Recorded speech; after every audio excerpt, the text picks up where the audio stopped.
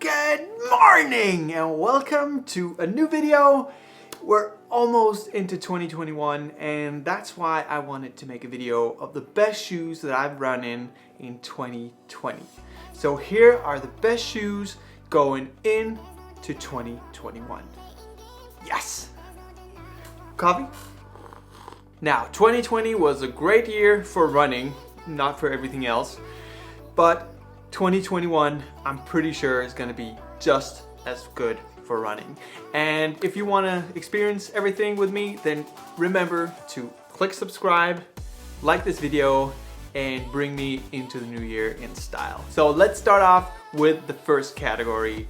Which trail shoe was the best trail shoe of 2020? And I didn't run in more than one shoe this time. And I hope to do a little bit better next year. But it's still the best shoe of 2020 in my opinion.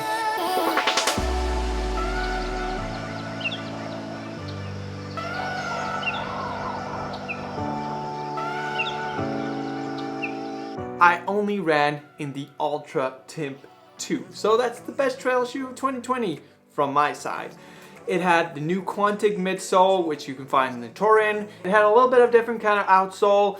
It was a little bit tight for some people. It actually became wide enough for me. I really enjoyed it when I was outside in trails, forests, mud, and that kind of stuff. It wasn't as good when I got to asphalt, but it's a hybrid shoe, so it should be able to do both of them.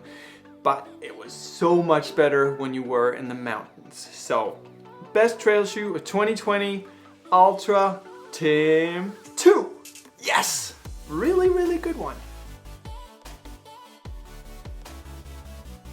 Now that that's out of the way, I only ran in one trail shoe. I ran in a lot of different shoes. So next category is the best lightweight trainer. And the best lightweight trainer that I actually tried in 2020 is the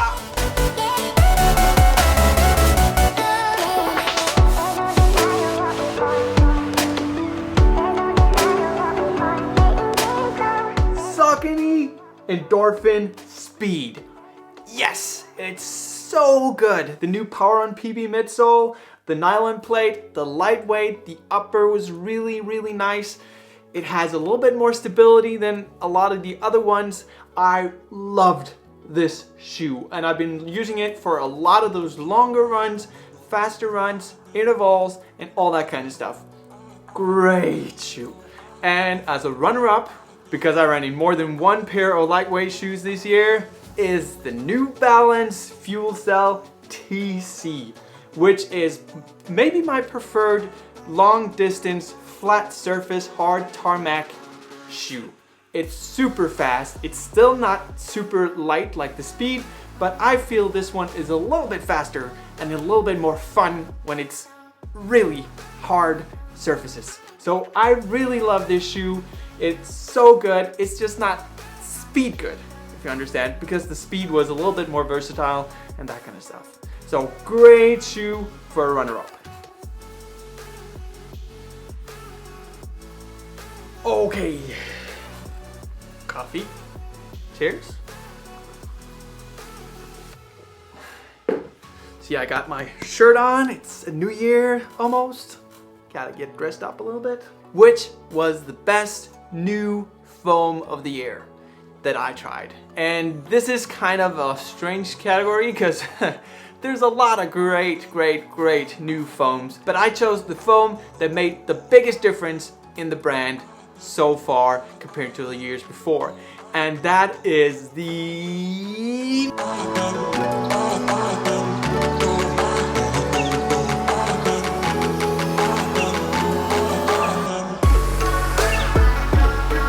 Mizuno Energy Foam, which was a total game changer. Crazy game changer compared to the other foams that they made before. This one was light, it was bouncy, it was super nice to run in and super responsive. And I can't wait to try out the Mizuno Energy Light that they have in store for next year. Because as far as I know, it's only been shipped in Japan, maybe a little bit of Asia. I really want to try it on. I really want to try how light and responsive that one is. Oh yeah, and the runner-up for best foam of 2020 is the Power on PB from Saucony. It's super light, it's super bouncy, it's super resilient, it's actually really stable as well. It's not as much of a game changer as the NZ, but that's because Saucony's been in the game with foam for a lot of years. This one is super nice. I really enjoy it. For me, it's just the Mizuno Energy is a little bit more of a difference maker compared to the versions that came before. Yes, let's move on. A little bit coffee first. Oh, to the best upper of the year. This is the best shoe that I had on. It's the one that just felt like it hugged my feet the most. It was so delicious on. It was super nice. It was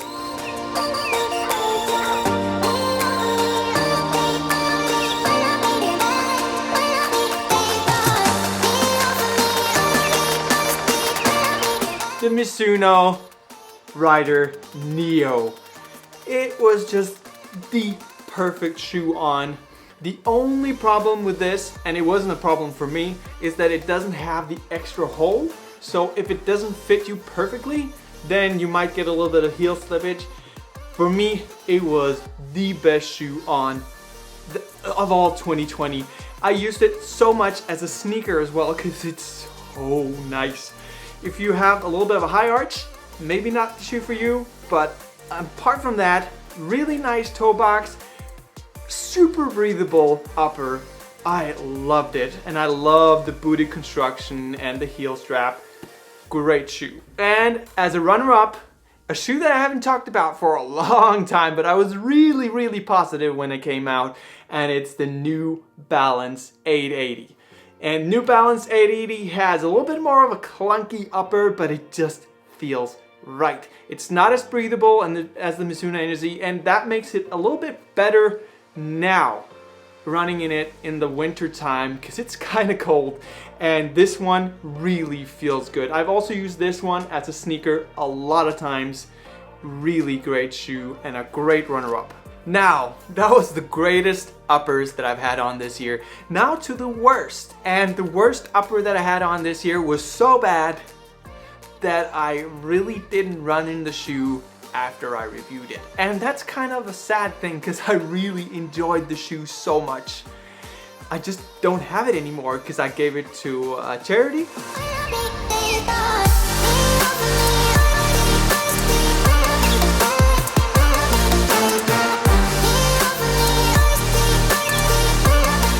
The shoe is the Topo Zephyr, which had the best midsole, really firm, really responsive. It was super fast, but every time I put it on, I turned around in the doorway because I couldn't have the shoe on. It was just slipping in the heel. It was not hugging the foot right. It was just stiff. It was, everything was wrong with the upper in my opinion.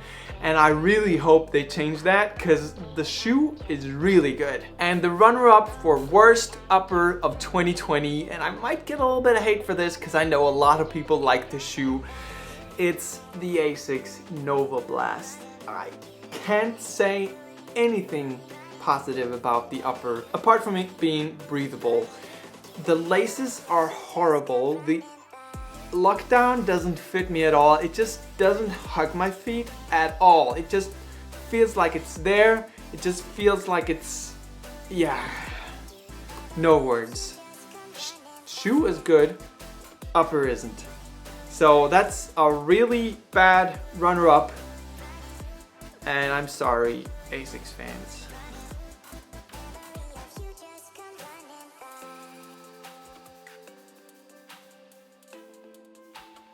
Now the next category is an interesting one. It's the most disappointing shoe of 2020.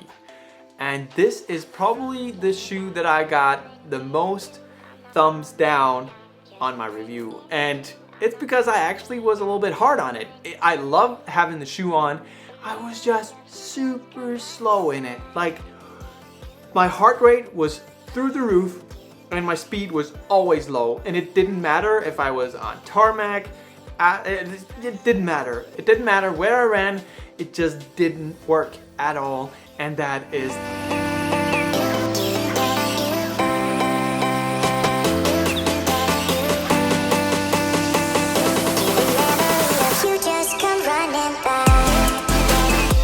Saucony Freedom. Yeah, it's really nice on. I thought this shoe would be a comfortable cruiser that just really felt light and nice, and it just slowed me down every time. It didn't work for me, and I know it works for a lot of people, so don't take my subjective opinion into too much consideration. But if you're one of those people that need a little bit of stiffness in the shoe, I am, then it's a slow shoe.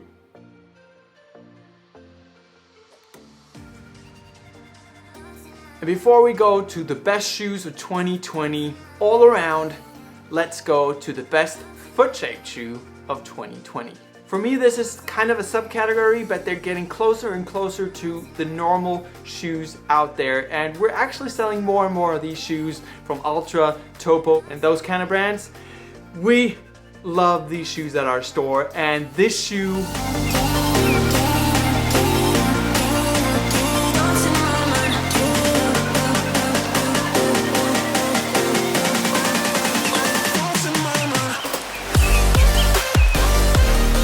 the Topo Ultrafly 3 is really a good one. It's probably the best upper on a foot-shaped shoe ever. It's seamless, it's so nice, it hugs the feet. I had a little bit of problem with the heel counter, but it's just so comfortable on. And this shoe could be used for anything. If it's a long run, if it's a fast run, if it's a little bit of trail as well, it's super nice. I really enjoyed this shoe, and it was the best foot-shaped shoe of 2020 for me. Best shoe of 2020, let's start off with the stability category. And this shoe just changed the most in 2020. It just became revolutionary. It's just a completely different shoe with stability, but it doesn't feel like it's stability. It is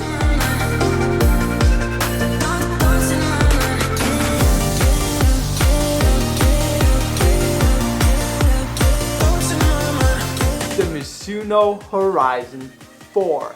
The shoe that has stability in the core of the midsole, no medial post. It doesn't feel intrusive, but it's still very stable and nice. And I love this shoe. It's just comfortable. It's actually a lot faster than the weight says it is. And I can't wait for the next version with the Energy Foam, because this one doesn't have it. And the Energy Foam was great in the Sky 4. So I can't wait to try the Horizon 5 when it comes out. Really, really good one. Runner-up is the old trustworthy Saucony Guide 13, which is a little bit lighter, a little bit faster. It's just comfortable. It just has the power run midsole that just really feels responsive and light and fast, and I love this shoe. Now, the best shoe of 2020, here it is. I'm gonna do the runner-up first so you can wait a tiny bit longer.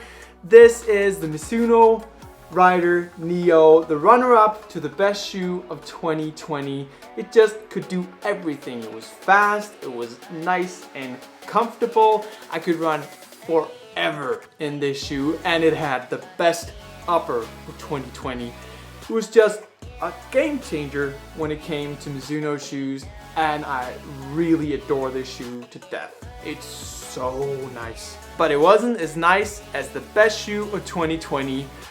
The shoe that's most versatile, the shoe that I can use for almost everything, the shoe that I can feel comfortable in, the shoe that I can run fast in, the shoe that I can run long and short, and doesn't matter. It's so good.